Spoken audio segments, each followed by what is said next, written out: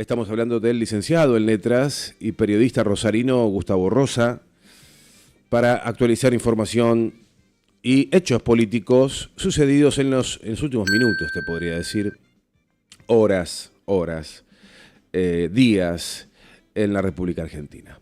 A ver si nos atiende Gustavo.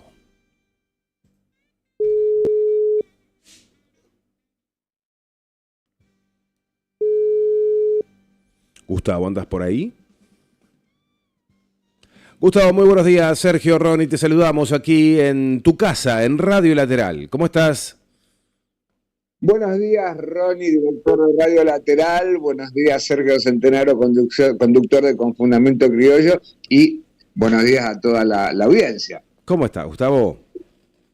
Bien. Acá andábamos tratando de... Porque yo, te mandé el temario, tratando de compilar todo lo que había ocurrido desde el miércoles pasado hasta hoy, y la verdad que es imposible. La columna debería durar 7 horas y no me alcanza la lengua para tanto. Sí, algo así. Es mucho lo que está pasando, pero arranquemos. Los libertruchos más cipayos del mundo. Me pareció haber pasado por este capítulo ya muchas veces desde que asumió Javier Milei, pero vamos de vuelta. En realidad le tendrían que haber cambiado el nombre a esa especie de asociación. En lugar de ser La Libertad Avanza, el cipallismo arrasa, una cosa así.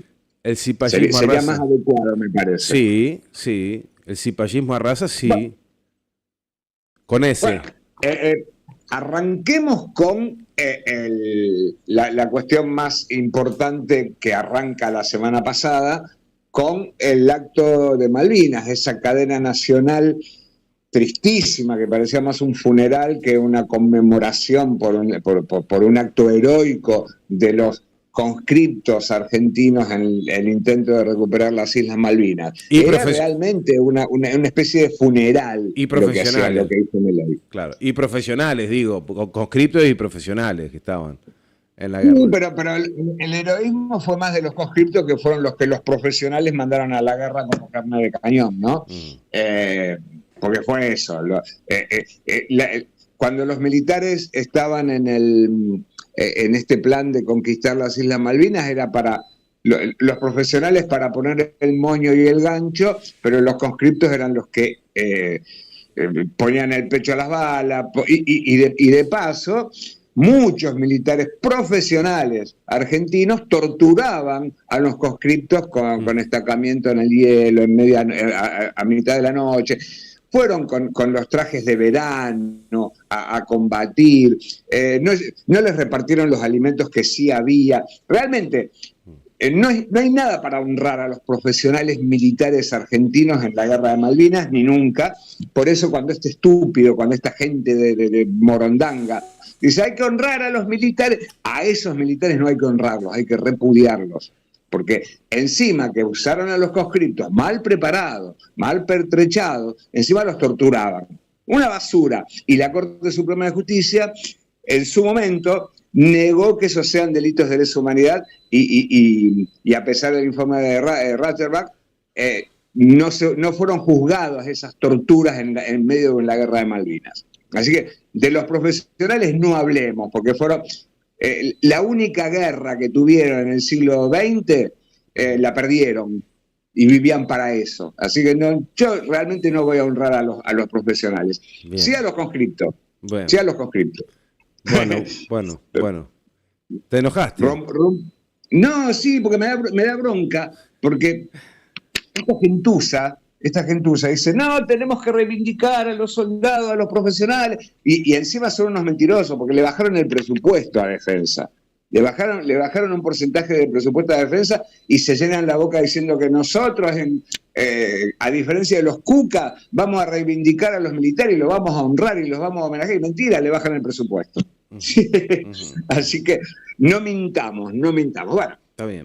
Vamos al discurso de Milei ese día, que a mí realmente me asusta más cuando habla con voz seria que cuando habla con el tono Pato Donald, porque cuando pone la voz seria y dice las mayores atrocidades, errores conceptuales que dijo en ese acto de Malvinas. Mirá que debe haber un equipo que le prepara los discursos, que lo revisa. Yo me acuerdo cuando Cristina daba un discurso en cadena nacional, aparte que Cristina, bueno, hablaba de memoria, qué sé yo, pero lo repasaba muchísimas veces, igual que Néstor Kirchner, la gente seria que va a dar y hacer una cuestión tan importante. No, parece que lo sacó de un chicle bazooka el discurso. Ignorante total, barbaridades conceptuales. Bueno, vamos a desmenuzarlo. A ver. Pequeña postilla, ¿no? Del acto de Milei no dejaron participar a los excombatientes de Malvinas. Fue genial realmente. Por eso digo, nada de homenaje a nada, es una cuestión de autobombo para él, para decir las estupideces que dice siempre. Creer que a mayor Estado, mayor soberanía es un concepto orwelliano. Bueno, yo creo que ni debe haber leído 1984, ni debe haber leído nada de historia más que los 3 libritos de Morondanga de la escuela austríaca, porque decir que la mayor presencia del Estado no significa una mayor soberanía es un absurdo total. Al contrario, la presencia del Estado, cuando uno tiene un Estado volcado a el desarrollo del país, al bienestar de la gente, a las relaciones comerciales con otros países, está todo bien. Ahora, cuando hay un Estado como este de Morondanga que plantea Milei, que Milei, Caputo, Sturzenegger, las 3 mierdas mayores del país, junto con Macri, que se salva y ahora se hace el que pontifica. Pero pensar que el Estado está solamente para beneficiar a un puñado de tipos. Ese es el Estado que Milei está construyendo y que está destruyendo el otro Estado que se vino construyendo durante casi 40 años de democracia y lo está destruyendo, aniquilando para beneficiar un puñado y nos va a llevar a la ruina. Este tipo nos va a llevar a la ruina. Bueno, vamos a otro concepto de lo que dijo Milei en el acto de Malvinas. Soberanía no es que el Estado tenga muchas empresas, ni que financie la industria cinematográfica, ni recitales de cuarta. ¡Wow! Ahí es terrible, porque precisamente la soberanía también se construye con lo simbólico, con lo material, desarrollando empresas argentinas, no regalando los recursos naturales a empresas extranjeras. Eso no es soberanía, eso es cipallismo, como el menemismo de los 90, que regaló empresas públicas a empresas extranjeras, y así estamos ahora, con más de 2 PBI fuera del país en manos de unos pocos en cuevas y paraísos fiscales, y Argentina mendigando dólares al FMI, otra vez. Entonces, por los estados que construye, o el tipo de estado que construye, este tipo de enemigos de la patria, como Javier Milei, es que estamos como estamos en este momento.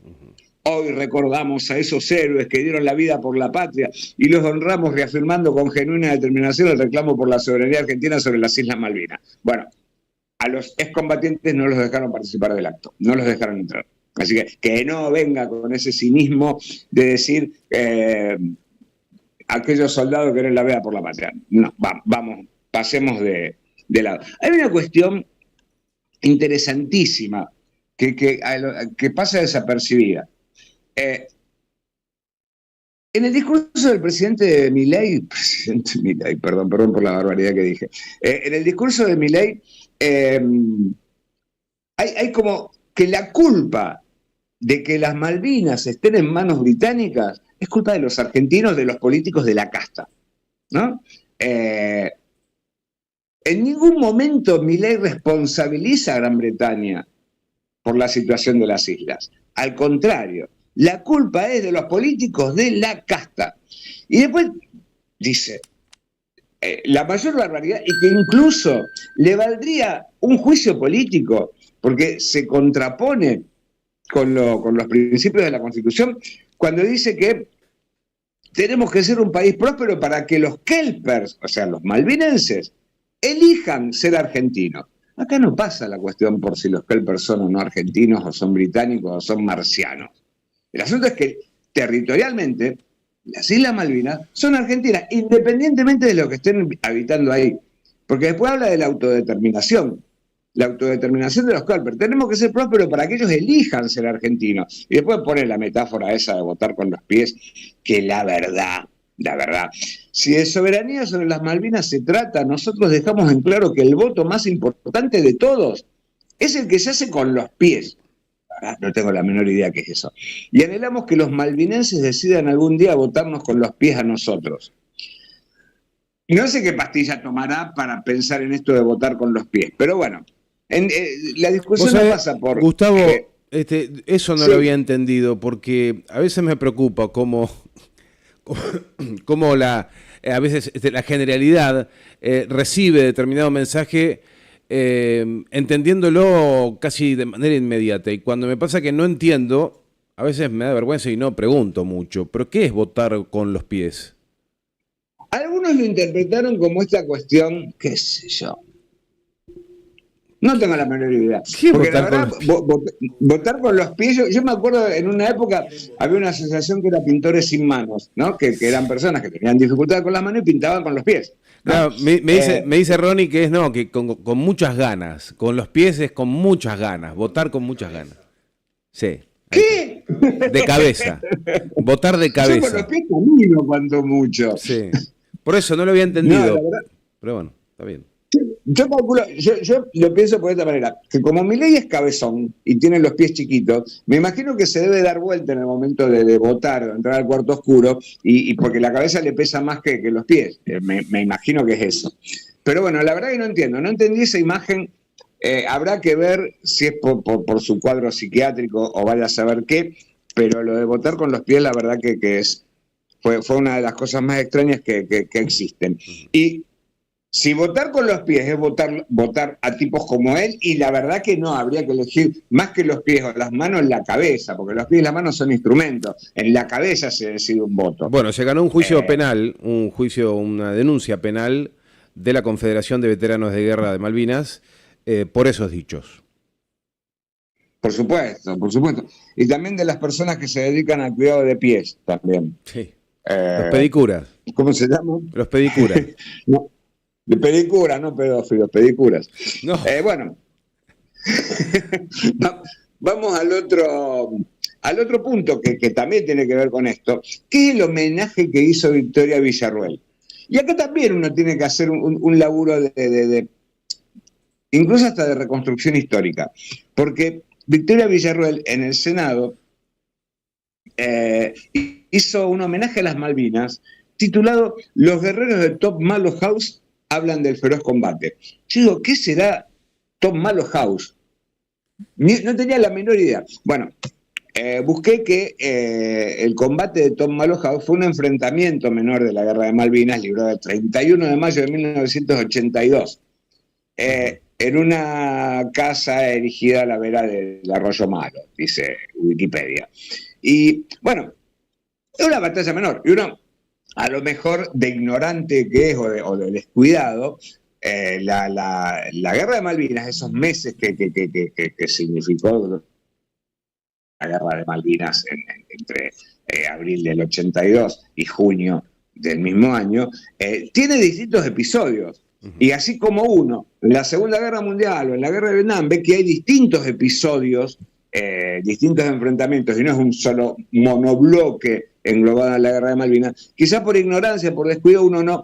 Hoy también por el cine, porque esto que plantea Milei, de decir que el Estado financia películas de Morondanga con el Inca y qué sé yo, realmente una de las grandes deudas argentinas, del cine argentino, es porque hay 3 o 4 películas sobre la Guerra de Malvinas, y nada más. Y después también pasa con la dictadura, que hay distintos centros de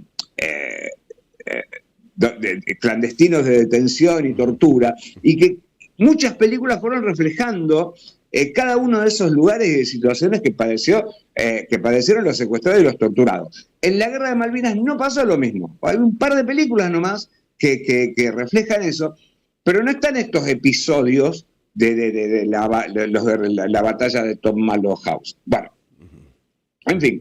Lo grave de esto es que en el acto de Victoria Villarruel había 2 personajes.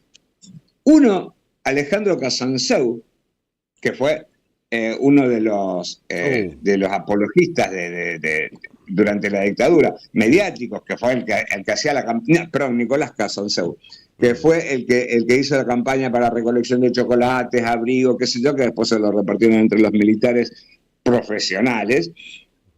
Y después el otro personaje nefasto fue Horacio Losito, no el Osito, sino Losito, que es un represor que tiene 3 condenas en su haber por crímenes y delitos de lesa humanidad. Y sin embargo fue homenajeado en el Senado. Y es más, Victoria Villarroel se dio el lujo de reprocharle al ministro de Defensa, Luis Petri, por haberle dado de baja a un militar condenado por delitos de lesa humanidad. Así que esto, por eso yo pongo que son los libertruchos más cipayos del mundo. Porque tenemos, uno, el presidente, que en lugar de cuestionar la ocupación ilegal de las Islas Malvinas por parte de los británicos, le echa la culpa a los políticos argentinos por esa ocupación. Y la otra, Victoria Villarroel, que en el homenaje a Malvinas reivindica a un represor, y sobre todo también a su padre que ella dice que fue condecorado, que se ve, lo cual es una condecoración trucha que nadie reconoce y que nadie encuentra. Así que bueno, eso fue el homenaje a las Malvinas que hicieron estos 2 representantes elegidos con los pies o con el trasero en el año 2023. Bueno, pero no dejó mucho margen para poder sacarle el jugo a esto, Javier Milei, porque rápidamente viajó a Estados Unidos y nos dio más tela para cortar. Claro, porque tan emocionado estaba con esto de conmemorar la guerra de Malvinas, que inmediatamente viajó a Estados Unidos, que fue uno de los países que apoyó a Gran Bretaña en la guerra. ¿Por qué? Y porque además de ser un símbolo de soberanía, las Islas Malvinas, además de los recursos naturales, la posición estratégica de Malvinas, que es el que custodia el paso interoceánico, único paso interoceánico real entre el Atlántico y el Pacífico, en manos de la OTAN. Eso es lo importante, que la disputa no es solamente por un enorme territorio argentino, que también le da derecho a una parte de la Antártida, con un valor geoestratégico impresionante. Es mucho más que un pedazo de tierra como piensan algunos, como decía Macri, y no, la verdad que tener en nuestras manos las islas nos va a costar mucho dinero. Bueno, pensamiento chiquito, pero justamente por eso, después de la guerra de Malvinas, la OTAN se dio cuenta de la importancia que tenían las Malvinas en el escenario, en el TEC mundial. Entonces, bueno, por eso no las largan ni aunque maten a todos los británicos. Bueno, claro. En fin, van a estar todos los británicos amontonaditos ahí en las Malvinas para no perderlas. Bueno, y Milei viajó a Estados Unidos con la idea de encontrarse con su gran amigo Donald Trump, de sacarse una fotito, de mendigarle los 20.000 millones de dólares para el fondo, que lo ayude. Pero Trump se ve que estaba con otras ocupaciones, que ni se preocupó porque Milei viajaba hasta allá a una entrega de premio trucho también, porque todo lo que hace es trucho. El León de la Libertad, le dieron un premio que nunca nadie antes había recibido un premio así, porque este premio se otorga, fue unipersonal, directamente pensado para él, así diseñado de esa manera, un trofeito de Morondanga que le costó un montón de plata al país, porque no viajó con su propio recurso, sino que fue como visita de jefe de Estado a jefe de Estado, con la única diferencia que el otro jefe de Estado no le dio bola, así de simple. Genial, la fotito que él quería buscar en Mar-a-Lago, que es un error de diplomacia, a lo mejor, que fue una cuestión de que Milei se cree que realmente él es muy importante, pero en realidad es el muñequito de torta de los, qué sé yo, no sé si hay libertarios a nivel mundial, pero por lo menos de la extrema derecha mundial, es un muñequito de torta, es un elemento decorativo. Horrible, ¿no? Porque la verdad que pensar que este esperpento pueda ser decorativo de algo, más que para el tren fantasma, no creo que sea. Bueno, para amenazar a los chicos que no quieren tomar la sopa ni dormir la siesta, más que eso no. El ingreso al evento eran entradas de $750 para arriba, depende de la ubicación en la mesa que podía estar. Y el encuentro supuestamente fue organizado por Natalia De Negri, la ex chica Coppola, que ahora es una especie de personaje televisivo de Miami, que es donde se ubica la casa de Donald Trump, que en realidad no es que era la casa de Donald Trump donde se hacía este evento, sino que es una parte de una casa de Donald Trump que la alquila para eventos. O sea que Milei fue a un lugar alquilado por Donald Trump para que le den el premito este. Y bueno, y ahí fue otro elemento vergonzante de Milei, porque justo en ese momento se empezaron a conocer las medidas arancelarias de Donald Trump que generaron este escándalo a nivel mundial que estamos padeciendo. Y Milei en ese momento dijo que nosotros vamos a cambiar toda la legislación argentina en función de las últimas medidas tomadas por el presidente, mi querido amigo Donald Trump. Terrible, terrible, tanto cipallismo. ¿Cómo debe tener las rodillas este muchacho? ¿Cómo debe tener la lengua gastada de tanto chupar medias? Y encima Trump no le dejó ni una media para que chupe. En fin, terrible. Y bueno, y ahora vamos a la crisis del 30 a todo color. A ver, contame. Sí, claro. Claro, porque las medidas arancelarias que toma Donald Trump, que provocó desde la semana pasada, que, a ver, uno quizá, no creo que ustedes tengan acciones en ninguna bolsa del mundo, ¿no? No son de comprar acciones. Yo tampoco. Bolsas, yo la verdad que no. Yo soy inversionista en esto. Las del supermercado. Las del supermercado que vamos guardando. Claro, son accionistas del supermercado. Sí. Del supermercado Croto claro. O la gallega como acá. Bueno, claro. En fin. Sin embargo, eso.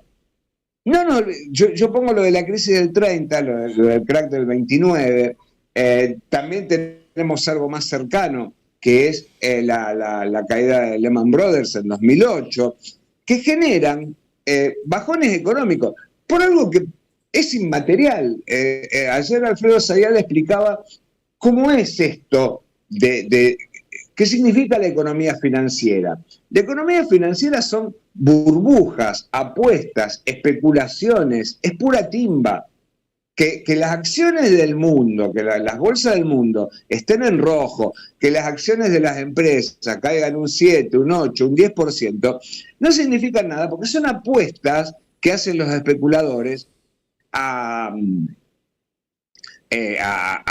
determinada expectativa de crecimiento de las empresas. Cuando las acciones caen es porque la expectativa en esas empresas se pone en declive, se pone en cuestión.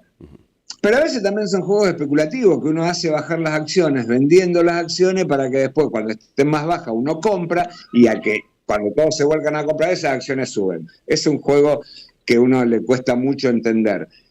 Pero a la corta o a la larga, esta crisis especulativa financiera va a resultar en catástrofe para todos nosotros que no tenemos ni para nada que ver con estos movimientos ni con las ganancias. Ganan poquitísimos con estas crisis. En estas crisis, generalmente lo que ocurre es que la banca se lleva todo. La banca se lleva todo. Y a nosotros nos dejan en bolas y a los gritos. Así que bueno, a la corta o a la larga, esto puede provocar una recesión, puede provocar incertidumbre, y mientras tanto, Milei mendiga un préstamo al FMI que no se lo van a dar, no va a aparecer esa plata. Y afortunadamente no va a aparecer. Esperemos que no, porque en medio de esta crisis, lo que menos quieren hacer los directivos del Fondo Monetario Internacional es darle esa cantidad de guita a un país que nunca cumple. Porque nosotros tenemos en el Fondo Monetario Internacional esta especie de llamada en rojo, como cuando íbamos al colegio y el que se portaba mal ya estaba señalado, de que nunca terminamos de pagar. Nunca, porque es impagable, los préstamos del Fondo Monetario Internacional son casi depredatorios. Y encima aparecen estas cuestiones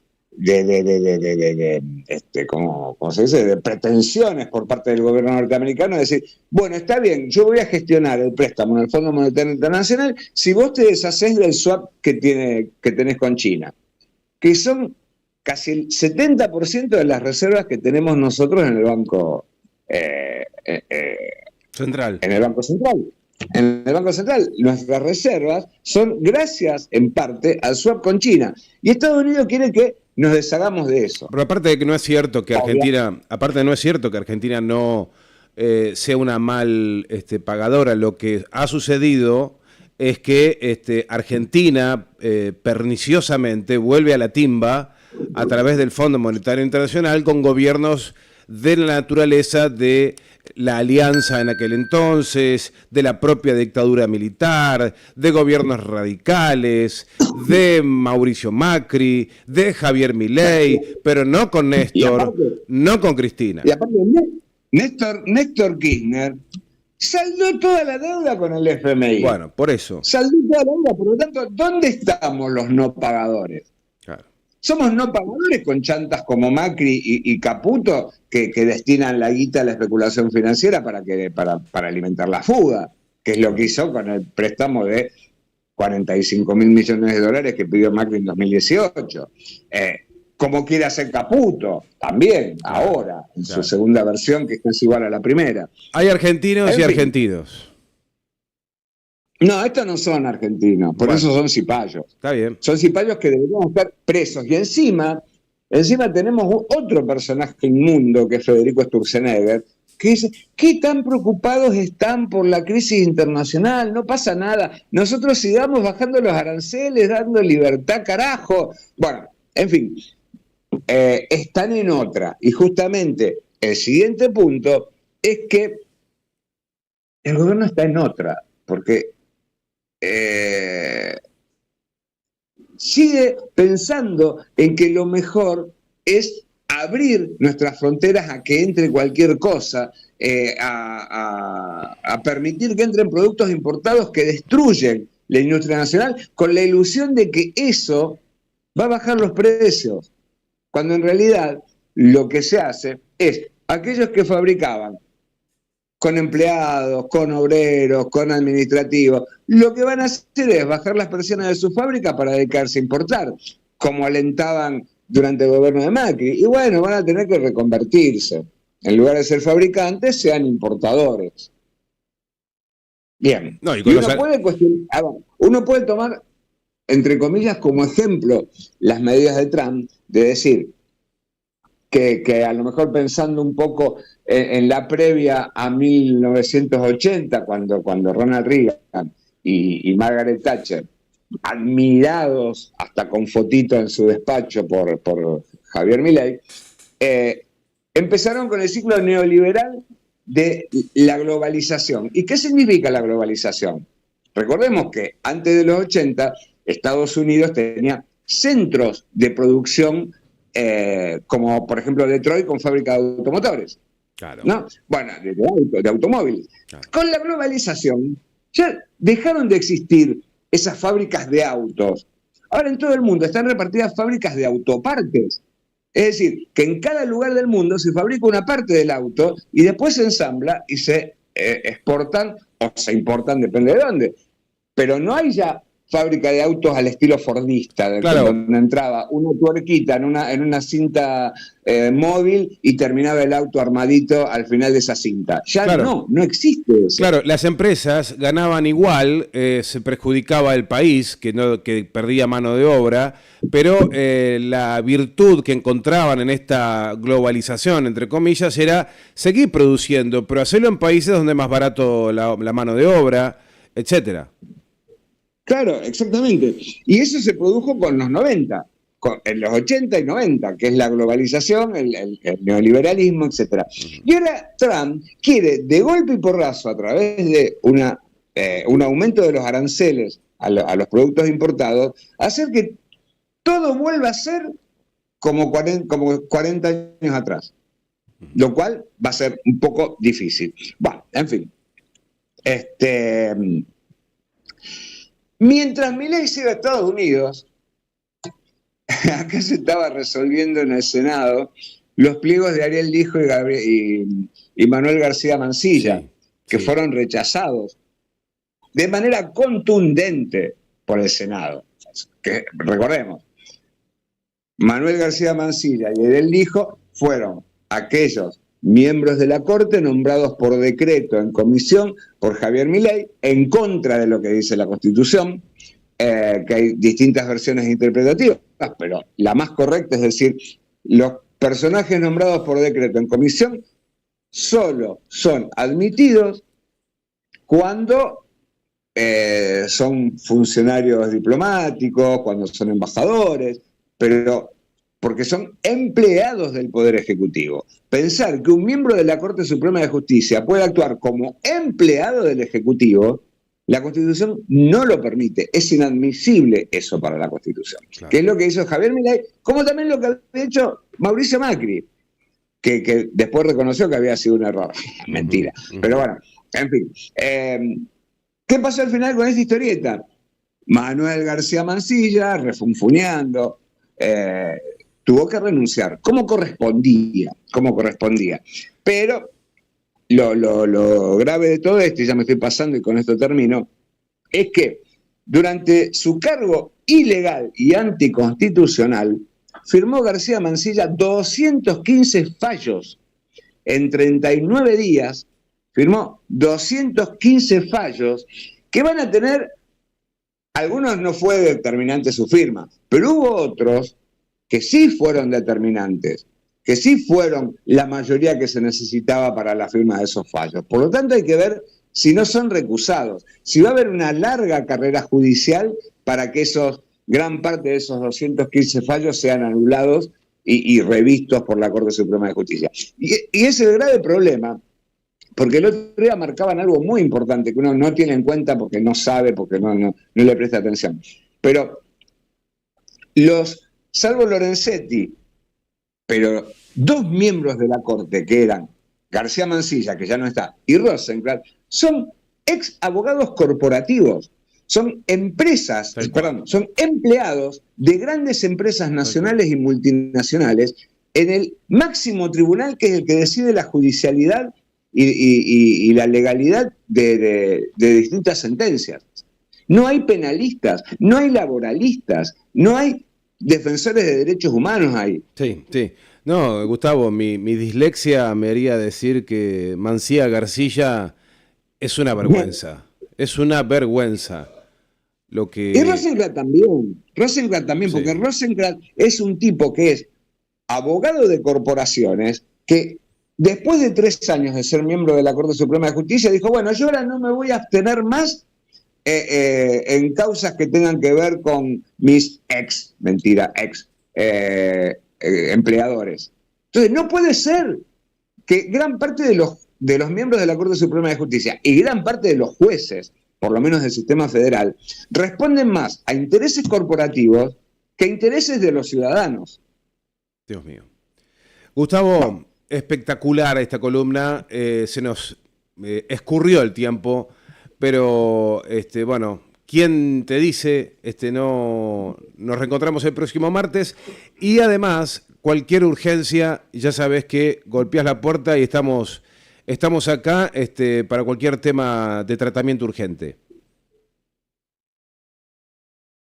Mejor determinante de esto es que mañana hay una nueva marcha de jubilados con la suma de la CGT que va a ser el acompañamiento a los jubilados por primera vez, y después del jueves el paro nacional, donde todavía no se sabe qué va a pasar con el transporte público, porque ahí hay una cuestión casi de agachada de la UTA o de excusa, que con tenían una discusión paritaria con empresas del AMBA, con 3 empresas del AMBA, el gobierno dictó una conciliación obligatoria que vence el viernes, y eso incluye el día de paro. Entonces, por eso la UTA dice, no podemos hacer un paro general por la conciliación obligatoria, lo cual no es verdad. Primero porque el conflicto está en el AMBA, con 3 empresas, y no en todo el país. Ahí está. No con todas las empresas del país. Ahí Entonces está. no tiene nada que ver.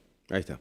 Vamos a ver qué pasa con el paro. Dale, Gustavo, te mandamos un fuerte abrazo. Te agradecemos mucho este tiempo. Gracias por la paciencia y perdón por mi verborragia. No, por favor, un fuerte abrazo. Hasta pronto. Chao, hasta luego. Chau, chau. Gustavo Rosa con nosotros haciendo esta columna de Panorama Político. Qué país que tenemos, ¿eh?